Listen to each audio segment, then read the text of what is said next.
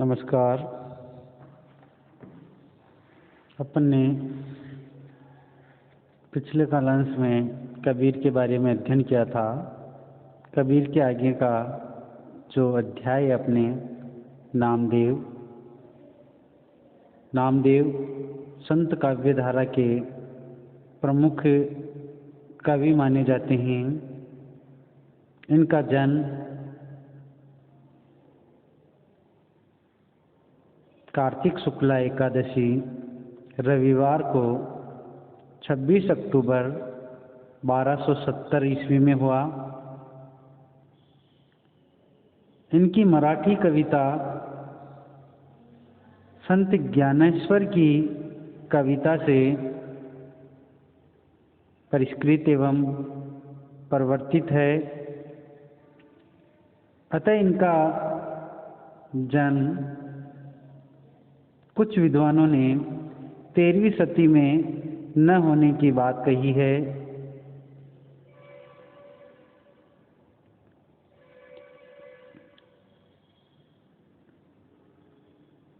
वे ज्ञानेश्वर के समकालीन थे। उनके अभंग जनता में मौखिक परंपरा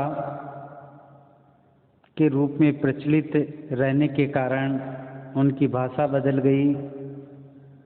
मूर्ति तोड़ने के संबंध में उनका मत था कि अलाउद्दीन खिलजी ने दक्षिण पर सन 1306 में आक्रमण किया था और उनके सेना नायक मलिक काफर ने देवगिरी, वारंगल, होयसल, पांडे राज्यों को जीत लिया और अनेक स्वर्ण मूर्तियों को तोड़ा तथा अमूल्य रत्नों को लूटा था।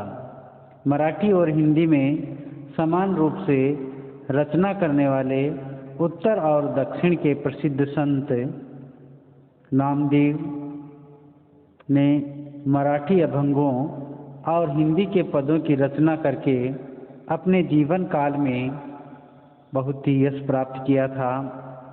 नामदेव ने अपने परमात्मा या उपासक को अनेक नामों से अभिहित किया है। इन नामों में सर्वप्रमुख राम और विट्ठल है। नामदेव के अनुसार जो उनके राम हैं वो निर्गुण निराकार परमात्मा हैं, जो अव्यक्त है। वे निरंजन हैं और गुणों से परे हैं। वे अंत तक विट्ठल के उपासक रहे। इनकी राम की प्राप्ति का पहला उपाय इन्होंने आत्मदर्शन या आत्मानुभूति के बारे में बताया है। दूसरा जो उपाय है परमात्मा का सानिध्य पाने का, वो स्मरण है। नामदेव ने स्मरण पर भी अधिक बल दिया है। उन्होंने सद्गति की ओर ले जाने वाले कार्यों का उल्लेख करते हुए कहा है कि राम नाम के समान कोई भी ऐसा कार्य नहीं है जो कि मनुष्य को सद्गति की ओर ले जा सके। उन्होंने राम को समस्त जगत में व्याप्त कहते हुए उन्हें आत्म तत्व से अभिन्न बताया है। नामदेव के अनुसार संसार के प्राणियों पर माया का व्यापक प्रभाव होता है। माया साधक को परमात्मा से दूर करती है। विषय वासनाओं में लिप्त होने के कारण प्राणी को सब कुछ गंवाना पड़ता है। दुनिया एक बाजार है और जीव यहाँ पर सौदा करने के लिए आया है और माया ही जीव को लाती है और उसी माया के भुलावे में पड़कर के प्राणी की जो आत्मा है परमात्मा को भूल जाती है। वह मनुष्य को यानी माया मनुष्य को उसी प्रकार भ्रमित करती है, भ्रम में डाल देती है, जैसे मृग को बीजुका भ्रम में डालता है। इसी माया की आड़ में छिपा काल भी प्राणी पर आक्रमण करता रहता है। यह माया ही जीव को परमात्मा से मिलने नहीं देती है। अतः इस संसार से मुक्त होने के लिए सांसारिक माया मोह से हमें विरक्त होना आवश्यक होता है।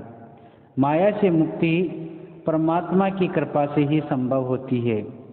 जो लोग दिन रात परमात्मा का भजन न कर विषय वासनाओं में लिप्त रहते हैं, पर धन पर नारी के लोभ में पड़े रहते हैं, ऐसे माया लिप्त मनुष्यों से दूर रहना चाहिए।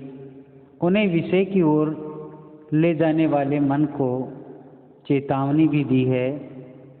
परमार्थ साधना में यानी परमार्थ करने के अंदर हमें अग्रसर होना चाहिए।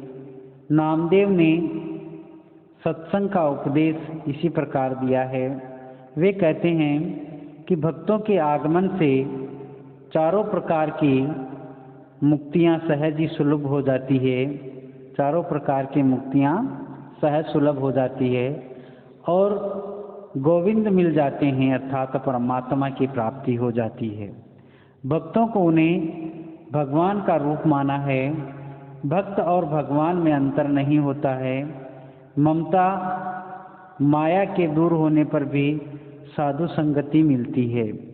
नामदेव ने आत्मा और परमात्मा के संबंध में मेघ और बूंद, जल तथा तरंग आदि उदाहरणों से व्यक्त किया है।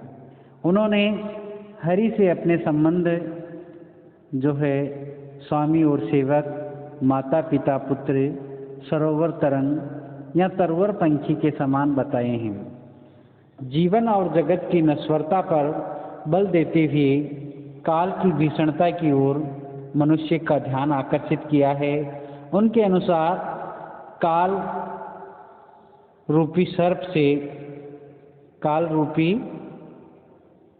सर्प की पास से मुक्ति के लिए राम रसायन का पान आवश्यक है।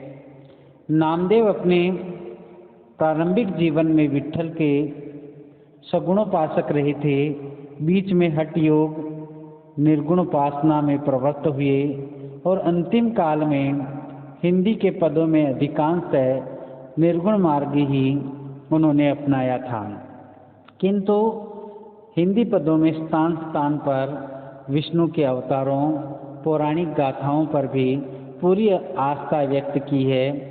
अपने पदों को विस्तार से नरसिंह अवतार की कथा कहकर ईश्वर के प्रणत रक्षण धर्म का प्रतिपादन किया है कि ईश्वर प्राणों की रक्षा करते हैं। और उन्होंने कुछ बातों का निषेध भी किया है। अपनी हीन जाति का उल्लेख करते हुए जाति व्यवस्था पर भी इन्होंने प्रहार किया है।